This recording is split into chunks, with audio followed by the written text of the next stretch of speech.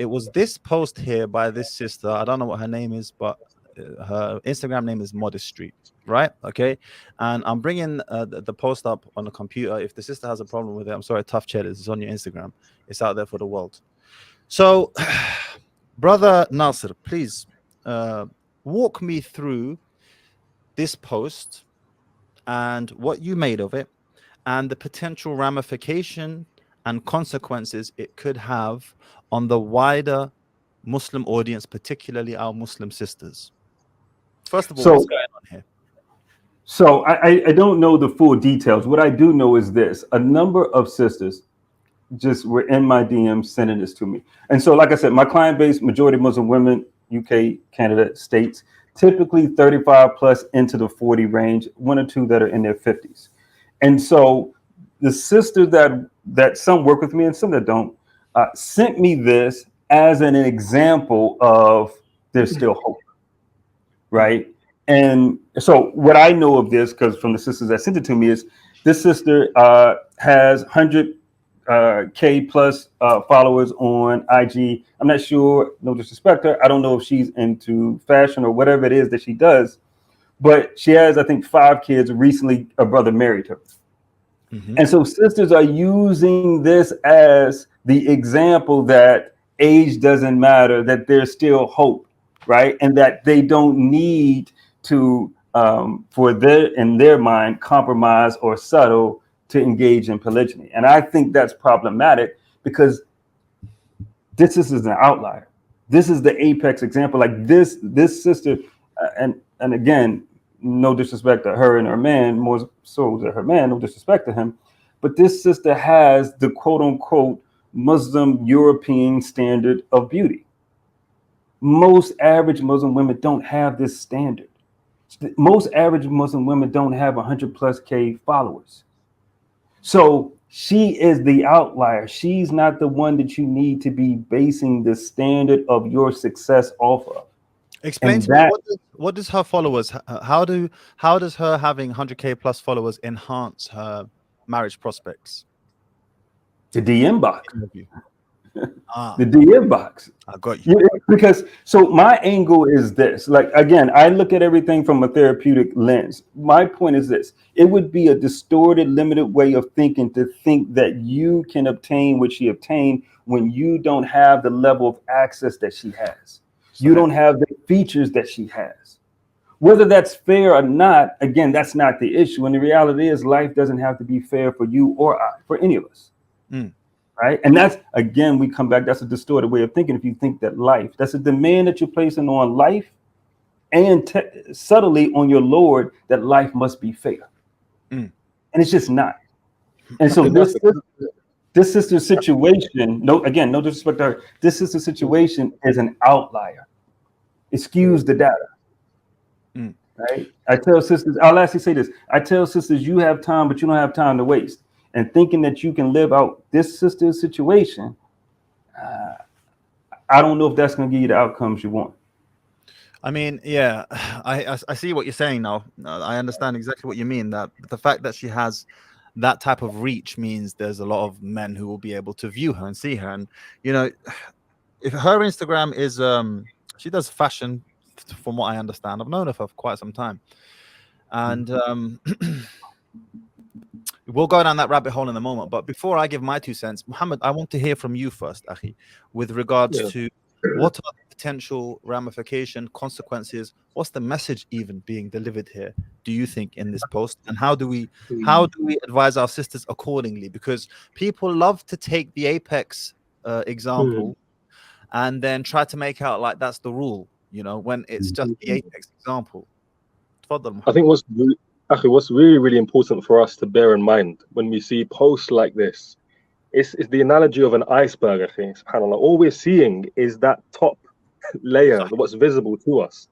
And underneath that lies all the nuances. Underneath that lies, for example, issues growing up, issues with confidence, issues that are deep and, very, very, select in their circumstance that would allow you to understand how this decision came about, and to assume that this is the norm is very, very, it's going to, warp your perception of life, and also what is normal to you and what you deserve. And we spoke about this on the live with brother Nasir. But actually, even having this, even in passing on your TikTok scrolling, or on your IG, it sends, essentially, it normalizes it to you in your mind.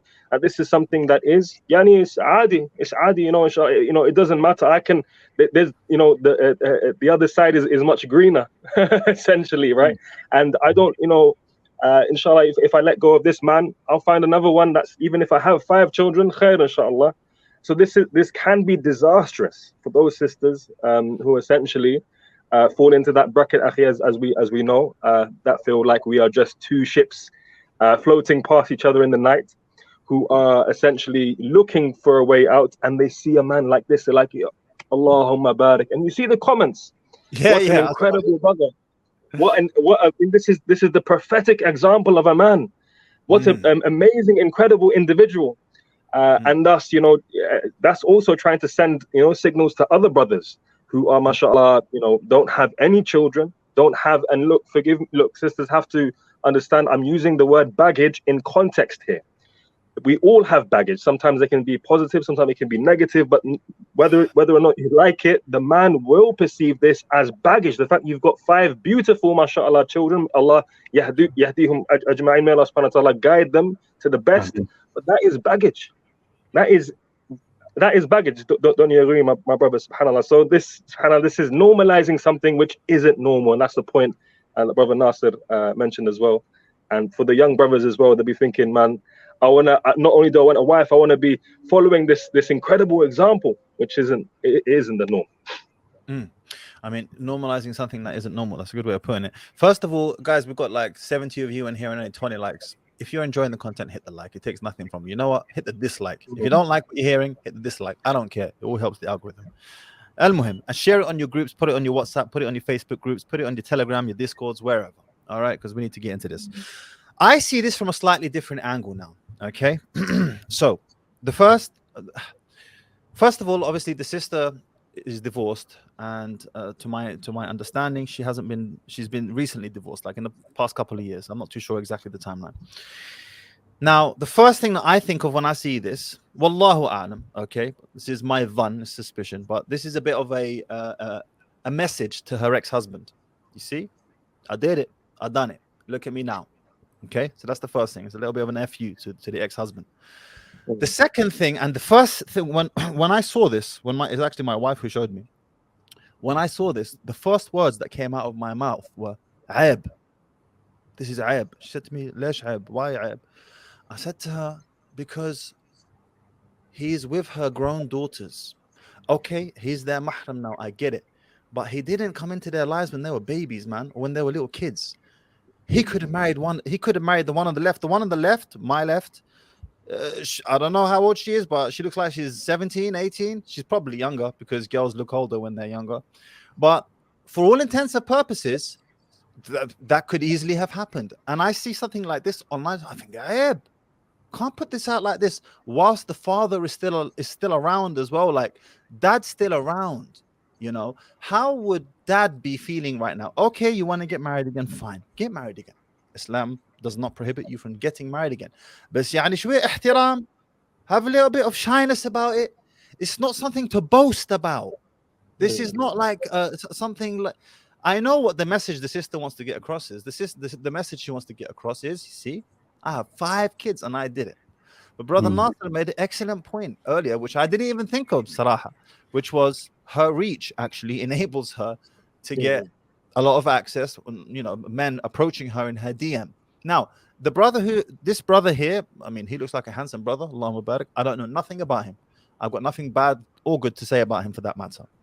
But I would suspect, Wallahu a'lam, that he would not be able to have married a sister like this if the sister herself was childless and maybe perhaps a little bit younger. She would have deemed him to be not on his level, but she understands that she's got kids, she's getting older. I don't know how old she is, maybe she's mid-30s or something, and that now, I need to be a bit more reasonable. And again, I know nothing about the brother, but more than anything, what troubles me the most about this post is that he's with her grown daughters who he's just met.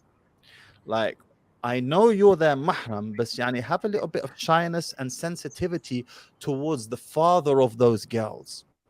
That's the first thing. The second thing is these young men here, these boys here. Boys are very territorial over their mothers, as I'm sure all you guys can imagine. Imagine your mother now says, you know, I'm done with your dad, I want to marry another man. How are you going to feel about it? You're going to feel some type of way, right?